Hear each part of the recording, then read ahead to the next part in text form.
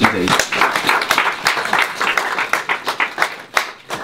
As I say, I'm here to represent Sported, which is a charity that Sir Keith Mills started as his response to the legacy aspirations for 2012. I think it's worth going back actually to Singapore, the 6th of July 2005, because obviously we won the right to host the games that day.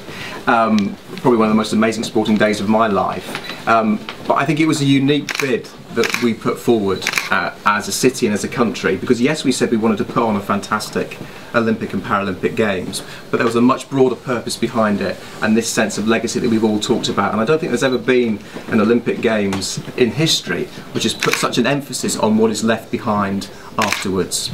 And I think part of it came from a conversation that Seb had had with an IOC member perhaps a year and a half before that decision in Singapore, and Seb was travelling around the world, as Sir Keith Mills did, trying to get votes so that we would win. And one IOC member said to Seb, he said, "I know how London is going to put on the Games," he said, "but I need to know why. What was the broader purpose behind spending £9.3 billion of public money to put on a 2-week sporting event?" And obviously you've got the fantastic regeneration of the East End of London, which, you know, those of you who have been out there, is seen as amazing. But there's also this idea of the soft legacy, and particularly inspiring young people to get involved with sport and to use sport as a power for good, which is what the strapline of Sported is.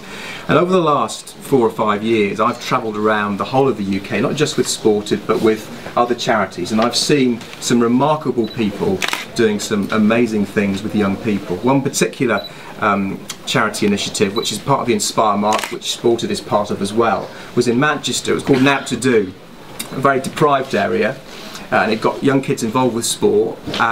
And over the course, I think, of a year, and it was the Greater Manchester Police that had started this, crime was reduced by 26% in that area, by giving young people something positive to do with their energy and their enthusiasm, whatever it might be, rather than something negative.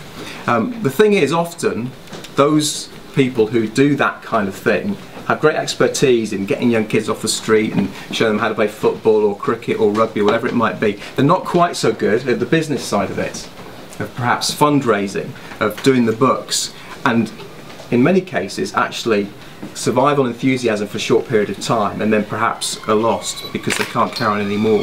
And the idea of Sported is that it will give support and business expertise to just those kinds of community organisations which are making a massive difference to young people. So it's a membership organisation. There's about 2,000 clubs and associations that are involved.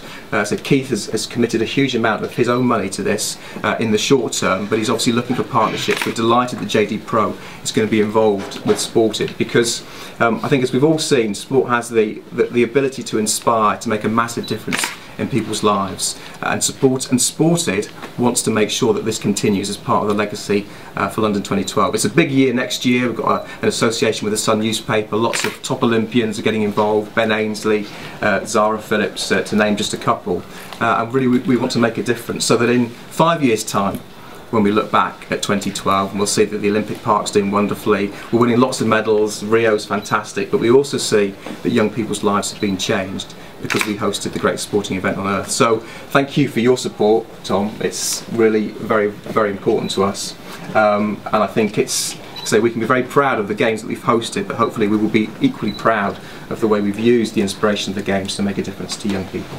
So thank you.